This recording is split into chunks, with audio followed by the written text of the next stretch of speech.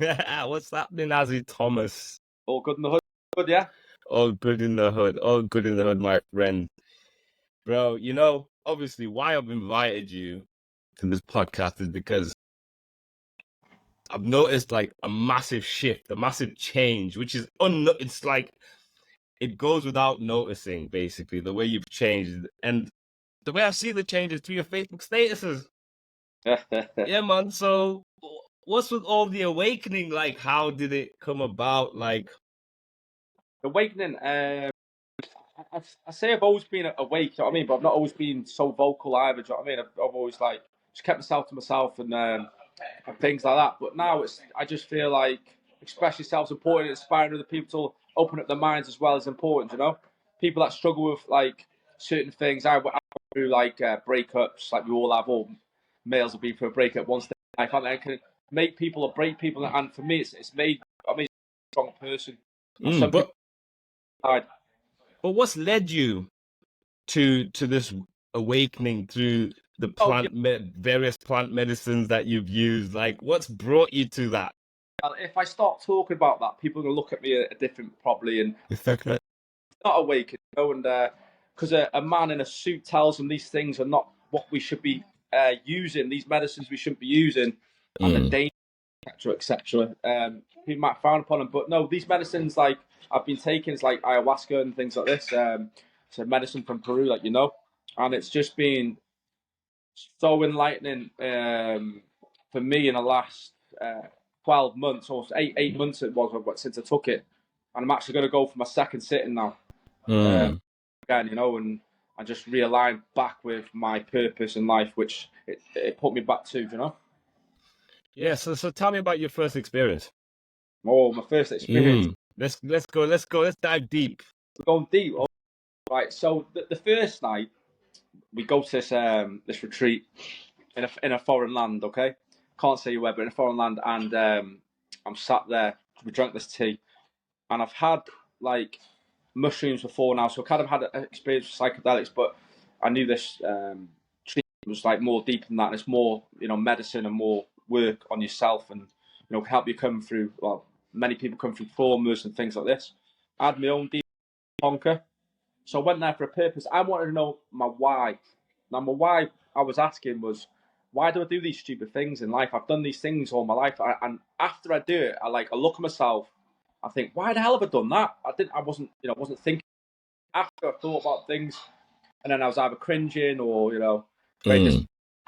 These things, these whys were holding me back in many ways. So this is the reason why I went to do this ayahuasca. So anyway, the first night went there, have this tea, and it starts to work a little bit, start feeling a bit giddy. So I start laughing a little bit. So I feel like I'm the naughty kid in the school class, and that's what I was back in the day. I was always the naughty, disrupting everyone. So I felt like I was doing that. I didn't want to be this person, yeah, but I felt like I was doing it because I was laughing. And one of the shamans come up to us, I know you're enjoying yourself, boys, but please be quiet. People are be going through some traumatic experience tonight. We want to make sure they're having the work that they need. So I put my head under the blanket, didn't really look, and the next minute I see this guy, screaming, crying. I didn't know what the hell was. I didn't know what experience he had. At this time I was thinking, oh my god, what have I taken here? And medicine, you have to let it work on you. So for it to work, you have to accept it. You have to surrender to this medicine. So this first night I didn't surrender, but I was a bit disappointed because I went there for my why. So I said to my mates next night, I said, listen, I know we're having a laugh and stuff last night. It was all good, but I'm here to do some work. I need this work for myself. I need to. So if I cry tonight, if I'm sick, or even worse, just let me be. Just leave me be. Let me go through what I've got to go through.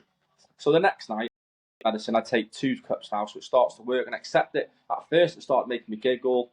It was kind of tricking me down this like spiral, yeah, it's coming down this like tunnel kind of thing. It's like, yeah, and it's like, are you ready? Sure, you're ready. I'm like, yeah, I'm ready. Of course I am. I'm ready for this. But then the next minute, the whole room, all these colours go black, dark. So now I'm in a room. I feel like I'm in this room on my own. And the next thing I can feel is like the devil. I feel like I'm in the presence of the devil, right? So this is quite dark now. So I'm like, I can't see the devil. Everyone said, what does he look like? He's got a pointed tail and horns and stuff. So I don't know what he looked like. I just felt his presence. So I couldn't tell. It was like a darkness. That's all I felt. So, so I'm going for this. So it was basically stuff that I'd forgot I've done as a youngster growing up. Growing up, I went down the wrong path in life, So it was showing me all these things that I'd locked away the key for, and I didn't. Do you remember this? Do you remember this? It kept showing me all these past experiences, these things that I've done. I was like, oh, that's kind of trying to look away. I didn't want to see it. It was hot. It was making me feel sick, So anyway, I basically was in this like dark room for a good hour. It felt like, if not long. And in the end, I was like, I guess I'm just stuck in hell forever. Then I guess I'm just like, all these things. I was trying to say I was sorry and stuff, I was like, I'm sorry for this. So I didn't mean that. But it kept telling me yes, but you pulled the trigger. It was you pulling the trigger. I didn't shoot anyone, but basically that's what it was telling me. Yeah. Like I accepted it. So okay, I guess I'm in hell then forever, and that's why I was locked in this room. But then, as soon as I said that, I accepted. I pulled the trigger. The room went light. I was in the room with my mum and my dad as a 3-year-old child. I'm in the room now with my mum, my dad, and I remember this day. Like, this is the only memory I remember from like being so young was my mum and dad arguing this day. So they're arguing, they're fighting. She's going at my dad, my dad's going at her, my dad's packing his stuff, going into the bag, going into the car. I'm a 3-year-old child now, looking at my mum and my dad, thinking, what the hell, what? So I've had to make a decision. So I've jumped in my dad's car and hid in the back underneath his clothes. He didn't see me. So I go into the dad's car, we go driving off, and then I peer in with the back of my dad's car. Dad, I'm here, look. He's like, what the hell are you doing here? But then at that split moment, it took me straight back to my mum, and I'm a kid looking at my mum, screaming and crying. Why? Why? Like, basically, like, this is my why. I've had to make a choice as a 3-year-old child. Mm-hmm. It's quick about even thinking. So I think that's probably my why, and why I react certain ways. I don't think before I do. I react. So I think this is like that's had like a definitely a part to play in my life, and it's showing me this is the why. You came here for the why. This is your why. And when I started crying in front of my mum, the why was like that's my why. I guess that's why I don't think rash decisions. So do you think that it was that? Well, I wouldn't say I think. Would you think? But this is what I'm getting. Like, it's like rejection from the people that you're so closely connected to, and you're getting you. It's like you better have a choice. It's like you're getting rejected, and that, like, giving you that responsibility as a 3-year-old to choose, which it's too much for a 3-year-old to handle. Exactly, and I don't want to go through that. Have to make that choice. And, Like, sorry to cut you off. It's funny because a lot of people go through the same things. I've heard so many similar stories. Sorry to cut you off there, but yeah, it's very common. a lot, doesn't it?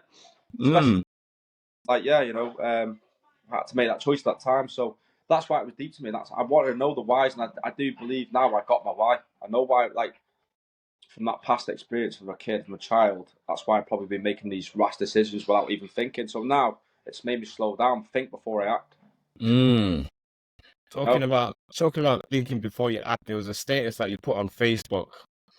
Life is a game of decisions, just like chess. You should always think before your next move, and never tell anyone.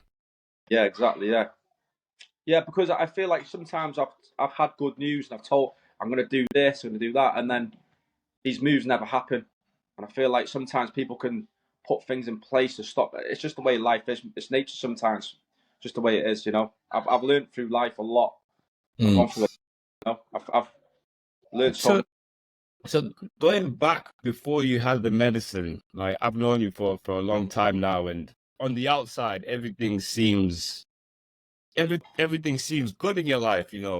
You're a fitness coach, you're a fighter. You mean with the social mask? The social mask. Yeah. Is that what you mean?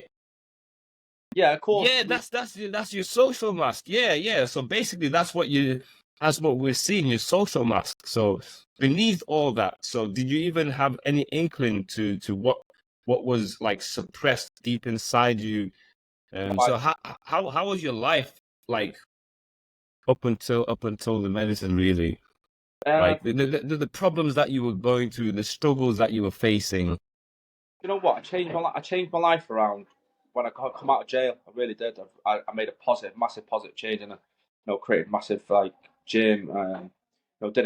Had a good fight career when it should have been over before it started. Got out at 31, started MMA, and do okay at that, and then build up my gym, etc. I was doing really well, but then we've got a different story because COVID hit, didn't it? And it helped you out a little bit, but for me, Yeah, COVID helped me out. Thanks to COVID. but like I could see through. I think most people can see now what's up. I think you you don't have to have a brain to realize that most of the world's controlled by certain people. And people say, "Who's the certain people?" Well, it's obviously controlled by certain ways, isn't it? Because look at how the world worked for the last 3-4 years, and look how they work things now. Certain. If you look at the West now, it's totally changed from 10 years ago. It seems like it's turned upside down on its head, and that's gone because of a certain way, certain influences, television, through the media, etc. So I can see it playing out, but I just don't go along with it, and I'm not fitting in no more. I don't think so much, not so more. But that's what they want you to believe. If you watch the media and how people, But I do believe good things are gonna still happen. It depends where your focus is on. If you focus on the negatives, then negative things will come along. If you focus on the positives, positive things will go on. So yeah, that's definitely changed for me. So COVID changed like my business massively, hugely. Like it disrupted it, it broke it down into pieces. So I left that alone and I moved on from the gym. I'm still in the gym, but not the way I was. I'm just like training with people, helping people, passing on my experience because it helps me, stay positive like that. Do you know what I mean? Where I used to do it as a job, only goal was to help people and make it a successful gym. Now that's not my goal. I've got other goals. So what are your current goals then now? I said, playing chess, mate. We're playing chess. What? So is that your actual goal then? You're gonna be playing chess? Seriously? Yes. What did I say about my status before? Life is a game of decisions, just like a game of chess. Yeah. So it's all about the decisions you make. Decisions, exactly that. Yeah, and I a lot in like with chess. It's like everything you do, your girlfriend, your queen, you lose a queen, you replace her with a queen. Not giving up, isn't it? A lot of people. A lot of people giving up. But because I've trained a lot of people, right? I've had 1 or 2 guys who could have been UFC standard, but women destroyed their careers.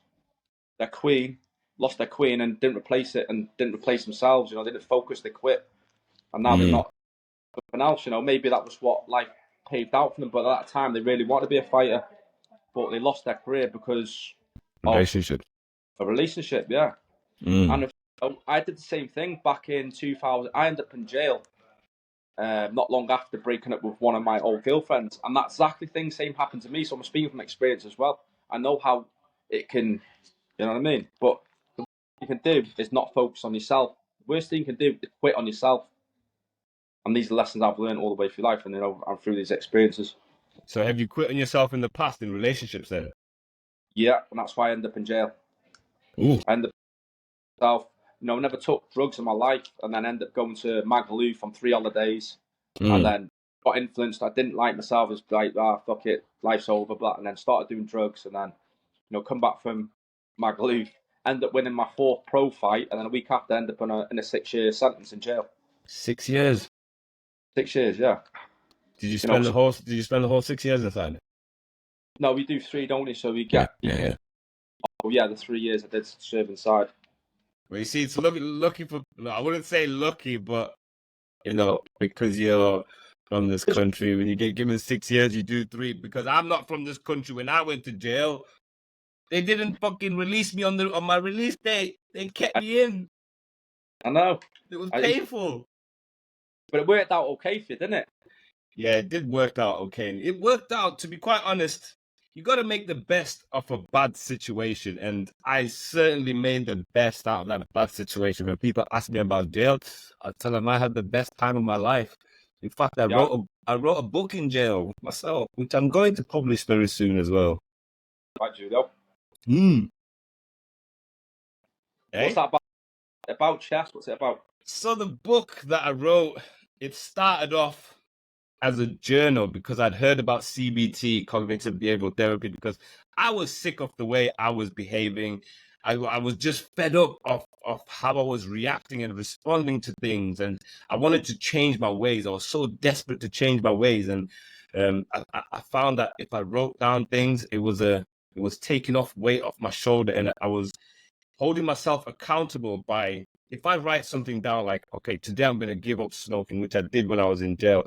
I'm going to give up smoking because I've written it down, and I don't want to let myself down. So when I come across a cigarette or something, I always remember the what I've written in the book, and I'm like, no, I don't want to lose that. So it was helping me in a lot of ways. And my little brother gave me some advice. He says, when you're writing, don't write as if you're trying to please anyone or anything. Just be honest, be truthful to yourself.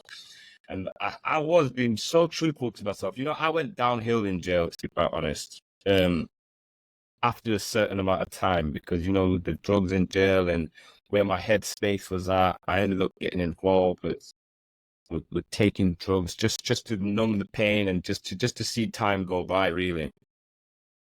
So it was.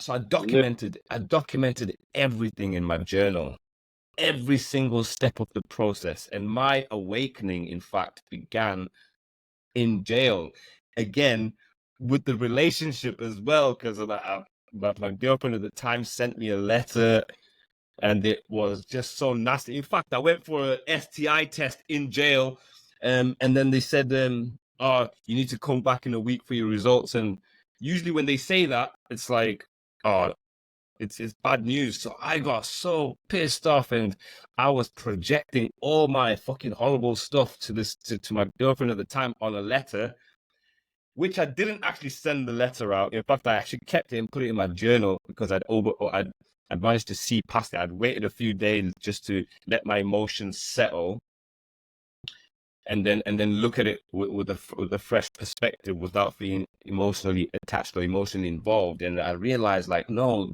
that's not a nice thing to do, to send such a horrible letter like that. But anyway, when I got my results, I turned out I was clean. So I would have reacted for no reason. But yeah, my awakening began, you know, going to church and just listening to the verse and the scriptures, and I was just looking within myself regarding what was being said, and it made me question a lot of things about myself. So yeah, I documented everything, which I will be releasing. Looking forward.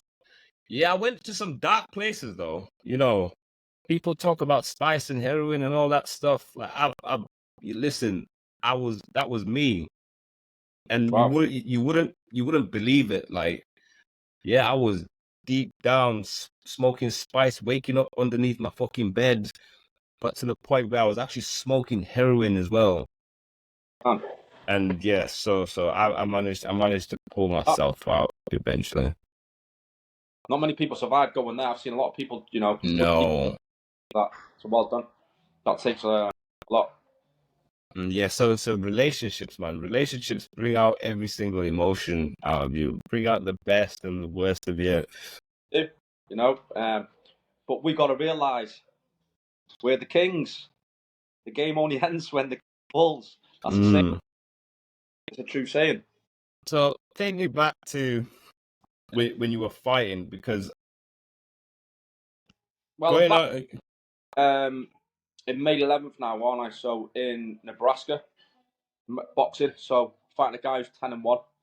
So back pro boxing in America. So okay, so what's your fighting?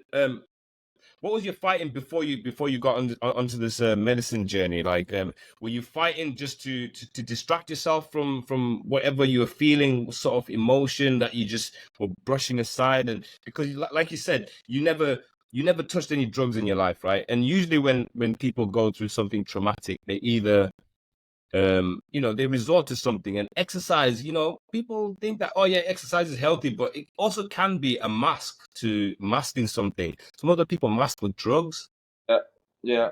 I mean, look, everyone goes through hard times in life. We're all going to go through. Don't care what anyone says. Through losing loved ones, you know, unfortunate things happening. You know, crossing sometimes bad people. We're all going to go through something at some time. So you know, everyone deals with certain things different, don't they? Like you say, with the relationship, the past relationship, I used drugs. You know, hard drugs like cocaine. What people say, but today because Night out now seems to be taking that. But yeah, that's what I was using at the time, and ecstasy, things like that. Mm-hmm. Kind of like stuff I should never be doing and wouldn't want to be doing and wouldn't never done if I wouldn't have gone through that time. But that's what I went to. Maybe I could have gone to like polo or something. I don't know, but I chose that. Everyone has their thing, don't they? Yeah. Depends who you're around as well. I was around obviously because I went to Magaluf to get over it. You know, obviously in Magaluf, you know what they call it, don't you? Shagalo. So you know, 2, 3 a night. I'm gonna sound like one of those blaggers now, but knows the score like you know, Phil, my brother, and a few others. You know, so they could back that. But that's what Magaluf was like. And that's why I went there to get over it. Probably not the right thing to do. I should have got over it by getting better, and that's what I'm doing now. Yeah, it's what Yeah. they go the wrong way. The only way to get over anyone is better yourself. To better yourself. That's the only way, because at the end of the day, we're the prize. That's what we've got to look at. That's not a negative thing against women, because at the end of the day, not many people speak up for men because they don't, do they? No. Hold our chests up. We should speak out and say, look, we are the kings. We are the prize. Simple as that. What's wrong with saying that? What's wrong with being confident? What's wrong with having that mindset? What they want is rather on drugs and feeling sorry for ourselves and killing ourselves. Of course not. So let's be proud of, like, you know, fucking who we are. And make something of ourselves. And that's the difference. You can either do that or you could go the other way. Yeah, it's either you play the victim or you take accountability for your stuff, isn't it? Side defense, I'll tell you, one wins for every single male out there who might be going through that is work on yourself. Simple as that. Mm. You know? But when we say things like we get picked on, or like not picked on, but like classed as like sexist, what's the word for it? You know, if we start saying, oh, we want to make something of ourselves, oh, get back down, stay where you are, you know. Yeah. Why shouldn't we be allowed, like, proud of what we can become and things like that? That's what I'm saying about before. This world's changed to me. I feel like it's hard for us to express ourselves and be who we truly should be, and that's our best versions of ourselves, because you're classed as sexist, blah blah blah, toxic. What's the word? Toxic. Toxic masculinity. All the propaganda and brainwashing things that are put out there. That's what I'm saying. That's what I feel. I don't know why I feel that, but I think, yeah, if you say something about yourself that's in a positive light, a lot of people don't like it, or they think you're being cocky or whatever. But I don't think we are. I don't think it's got to be. My take on that would be that people are just conditioned to think in a negative narrative about themselves, and then it sounds a bit alien when they see somebody who's actually really positive, and it's not familiar to them. That's why they kind of I've experienced it as well. You know, you being really positive, or you start sharing your dreams and aspirations, and people are like, how could you do that? You're thinking too far out the box now, man. Just come back down a level a little bit. You see, those are the type of people I actually take myself away from, you know? Yeah, that's it. But like I say, don't be scared. Be who you want to be. As long as you're doing something positive for yourself and your loved ones, and be sense of look after yourself, look after your loved ones, and everyone around you. No one else really matters. Their opinions don't matter. I mean, like, and again, another thing, it's like, oh, it's that being selfish is a negative thing. No, it's not, because if you can't look after yourself, who the hell are you going to look after? If you can't be selfish, who else can you look after? You know what I mean? The best version of you is going to be the best version for your kids, your family, and your loved ones. Why wouldn't you want that? Why wouldn't you want? Yeah, it's easy to say that you do, but if you don't know the underlying cause of any sort of traumatic experience that you've had that causes you to do silly things and make stupid decisions, of course you can still want that, but could you put it into practice? Stop lying to yourself. If you're not doing it, you're lying to yourself. It's the worst thing. You know what I mean? If you've got a goal, go at it. If you're not reaching it, don't come up with excuses. Lie to yourself. Everyone can achieve anything they want, I believe, if you've got the right mindset. I'm not saying you can run like Usain Bolt in the Olympics, but I'm saying you can make a successful life or a better version of yourself if you really want to. You know what I mean? With the right mindset. Everyone can. You know? How do you think this the medicine since starting on your medicine journey, how has it improved your life? In what areas has it improved your life? Like What what? areas? Mm, Yeah, I do need to go back because I feel like I fell off alignment at the moment, so I'm not eating as well as I should be. mm, I've just got back in the. I've just done 8 days solid in the gym for the first time in a long time. mm. Distracted by certain things, so I want to get back realigned with my goals. Like, but I don't think it helped me with that time. Anyway, it just woke me up to my thinking before I make decisions, rather than sometimes I still fly off the bat without thinking and regret it after. We're all human, aren't we? At the end of the day, we're never going to be. But I do need to go back in there and work with the medicine once again, and then maybe focus on where I want to go next and what I want to do next. Mm. I think I need that guidance again, and that's what the medicine does. It really does. It's magical, isn't it? In many ways. Yeah, in so many ways. How do you think you fell off though? I think it's easy to fall off. Just making bad decisions again, picking up a chocolate bar rather than eating healthy, and then it spirals out of control. Then does it? Then get a takeout, home, healthy foods, things like this, these kind of things, and then maybe go and have some alcohol on the weekend. And it adds up. Then it adds up. Bad habits create other bad habits. Good habits create other good habits. Or so this it's in line with what they say. Be careful what you put in your body, what you look at, what you read, what you listen to, and what you eat. So my understanding of because I've also fallen off as well, and I must say it just easily starts with food. Just little things like picking up a chocolate bar. The next thing you're drinking alcohol, and these like even eating like fast takeaway foods and with high saturated fat. These are like low vibrational energy foods, So if you're putting stuff like that into your body, it's gonna lower your frequency, your vibrational frequency, which makes you more prone to all the bad stuff, which when you take in this bad stuff, you make bad decisions. Like I've also been on these journeys, deep meditations where, I come to these realizations and then like pull out of it, everything is all good, it's healthy, and I end up slipping back. But slipping back it's not a bad thing to slip back. It's, I think everything that you're going through is meant to be. It's, it's giving you more information, feedback and more reason to your why you were moving away from that. Do you know what I mean? It just deepens your why. So yeah, so so now I'm making such a conscious effort to eat good, eat clean, because it just makes you feel good. It just helps with helps you make the right decisions. Like now I'm drinking a Shilajit tea, Shilajit. Well, I drink a lot of cacao as well. I just got some Cacao. soursop as well, soursop tea. Okay. Yeah, the meds be good for like fighting cancers and stuff like that. I've got loads of stuff there now. Just like I bought loads last month, so to get that health kick. So back in a routine, back doing good things. So I'm going back in June now to Peru, I think it is.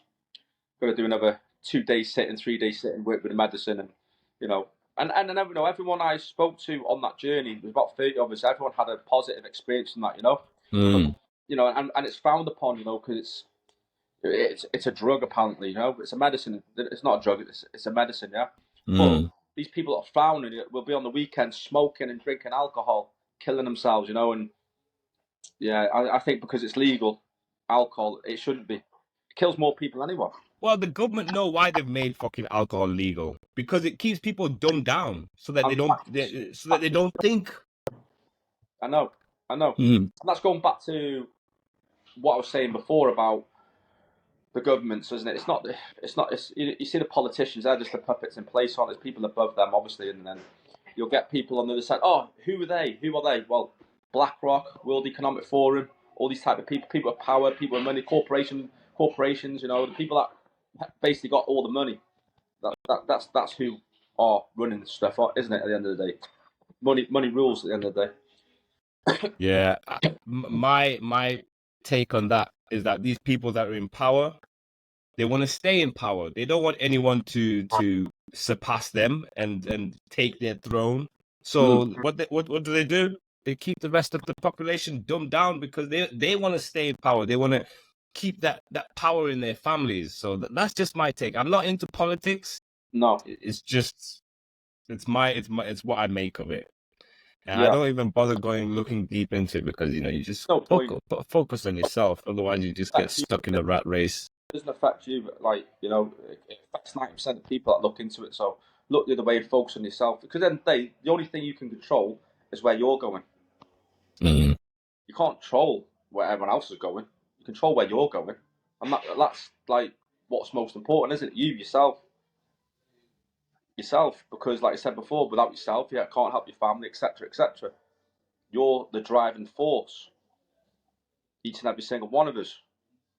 And I think that's the positive way of looking at it. Yeah, with all this the medicine all around the world, there's a massive awakening. I don't know if you've seen it. There's doctors from the UK traveling to the Amazon, working with the plant medicine. Let me just jump in. When I was there was 2 NHS staff there at the last sitting. There was two of them. I was like, wow, these are here as well. So yeah, there is a massive shift awakening, and all over the world, in many walks of life.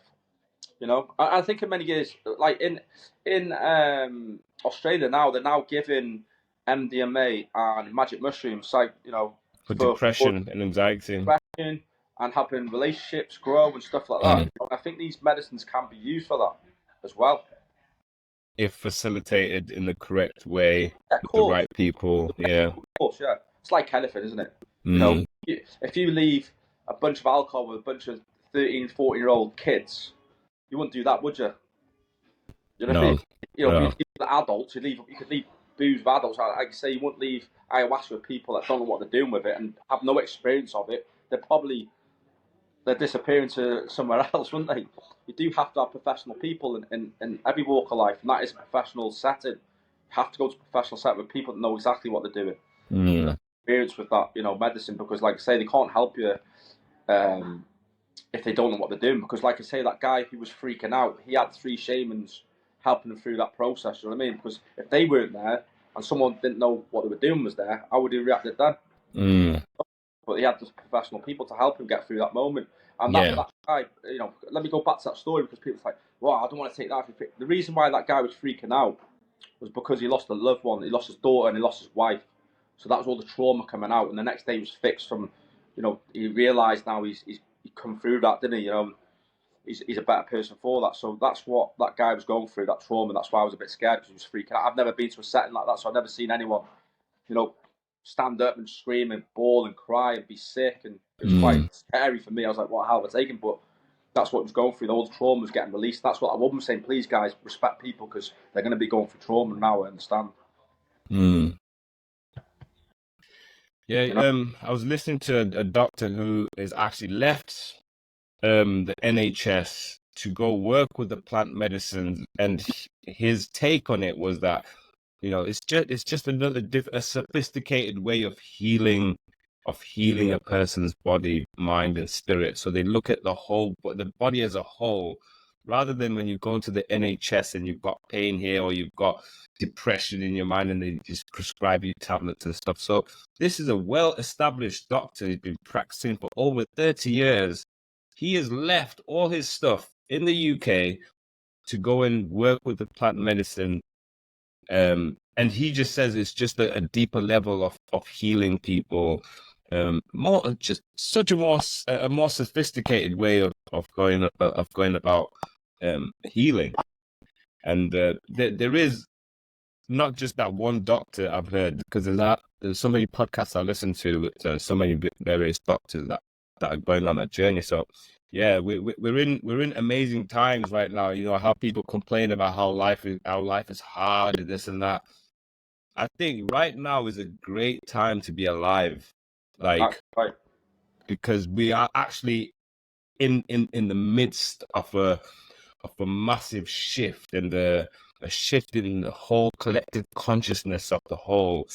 And it's just beautiful to be a part of it and to witness it. That's like you said, it's about your mindset and your perspective. If you think positive things, you will get positive things. If you think negative things, you'll keep seeing negative things. There's so many videos online about manifestation and stuff like that. People think, oh, it's a magic pill, and yeah, if I just think about this, that's what I'll attract. But it goes a lot deeper than that. And again, it begins within yourself and your self-belief and what you're looking at. I wish people were more open-minded, but like you say, it's not for everyone, is it? You know, but No, it's not for everyone. They say that, but then again, when you say it's not for everyone, don't you think that people's fears hold them back from stepping out into the unknown? when I say it's not for everyone, it is for everyone. Of course, it is. It's not for Yeah. everyone want to do that, and because they've gone through a society taught this way, like it's a bad. Like, they wouldn't even, you know. I know some people speak to me again because I've took this thing. Do you know what I mean? Expect me to be taking ayahuasca and things because they've been told it's a really bad thing and you shouldn't be doing that. You know, but that's the way people are programmed, aren't they? Unfortunately, I wish they weren't. I wish they'd be a bit more open minded. You know, like I said before, you know, because some guy in a suit who doesn't care about what they are or what happens in their life, and they probably the guys in the suits know it's going to open people's consciousness to be a better person, be a better human being. Mm. Like you said before, they want people suppressed, don't they? They want people suppressed. Mm. Alcohol, you know, look how freely that is on every corner. And look, and if you look at the foods now, and now cancer's 1 in 2 people, that's got to be coming from somewhere. Where's that coming from? It's coming from all the ingredients they're putting in the foods. Genetically modified, taking you away from nature. You Yeah, know. Had a thing the other day. They're saying intermittent fasting's bad for you, eating eggs, eating meat's bad for you. I'm like, wow. I've known nutrition for so long. I'm not a nutritionist, but I've worked with some of the top nutritionists, and I know there's so many. You know, how many ingredients are in meat compared to fake meat? You got fake meat, got 1 ingredient. Fake meat got 50 ingredients. Better for you. Obviously, the most organic. 1 ingredient. Yeah, now that's what I'm saying about before. It's all upside down. Just have to look through it with glasses on. But again, people know the stuff. People know. They hear it. It's right in front of their eyes, but they'll still put that shit in their mouth. Yeah, but the addictives though, isn't it? It's like Pringles. They got doctors in, not doctors. They got scientists in to make sure. That's why the saying once you pop, you can't stop. They put addictives in those Pringles to make people not stop eating them. What here? You know what I mean? So yeah, you know that's another topic, isn't it? Another podcast. I could go on about food all day. Let's go. We got time, bro. We got time. I've got to pick my twins up at bloody 3:00. I'm half an hour away from here. Okay. I do really want to go on. I'm going to start doing my own podcast. I have to invite you back on mine. Yeah, that would be really interesting. You know, like, you know, we've known each other for a very long time, and we've never really like, you know, talked like this. Like you said, men don't speak to each other, kind of thing. Do you know what I mean? Don't, mate. They don't. I mean, I've got a good circle of friends now. You know, whereas before I had a lot of hangers on. When things are going good, they want to be around. When things ain't going, see you later, alligator. But you know, that's just life, and that's human nature. Unfortunately, you do get people like Yeah. a lot. But now I've got right people around me, people that are around me because they're like we're similar. Where they're not gaining anything from me, they can't gain anything from me. They're here because they're proper people. Do you know what I mean? Around me because they wanted to see what they could get from me. You know, when my gym's Yeah, it's all about take. yeah, I'll be around because they get certain things. Like you know, it is just what it is. What it is, isn't it? That's what life is. I'm much better placed mentally. You know what I mean? Mm.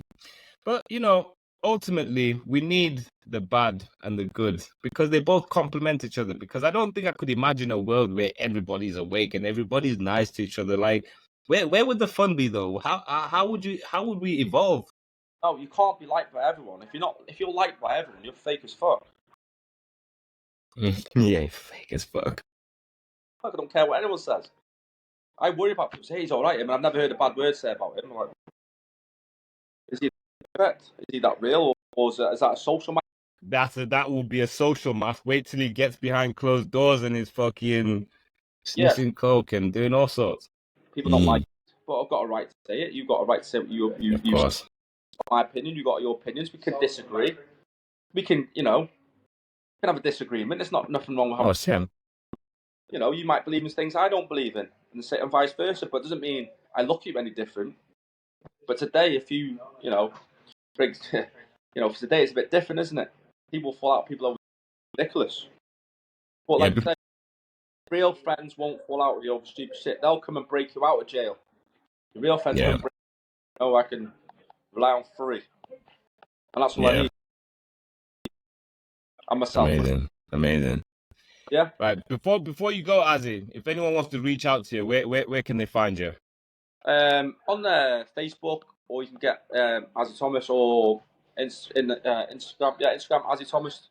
Place that. And I'm going to be doing a podcast soon, so I'm not done one yet. I did done one a few years ago, but changed the whole brand, the whole name, etc. Go a different path. I'm a different person 5 years ago anyway. So Okay. play now. So Yeah. I'll look on my social media accounts. You'll see it on there. Yeah. Interesting. Hopefully, not in the near future, I'll be able to get a space where I can invite people face to face, and it'll be so much better to communicate that way. And yeah, I'll definitely have you back on. I'm looking forward to seeing what the future, how the future unfolds for you. But yeah, it's really inspirational how you've made that change and taken that step. And yeah, man, amazing stuff. Amazing to see. I love to see stuff like that, man. Respect, Azi. I'm gonna let you go. Pick up your Nice one. kids. Yeah, Take it man. easy, bro. All right. Cheers, Julio. Top man. Yeah, lads. I better go, Julio, because I got to get me.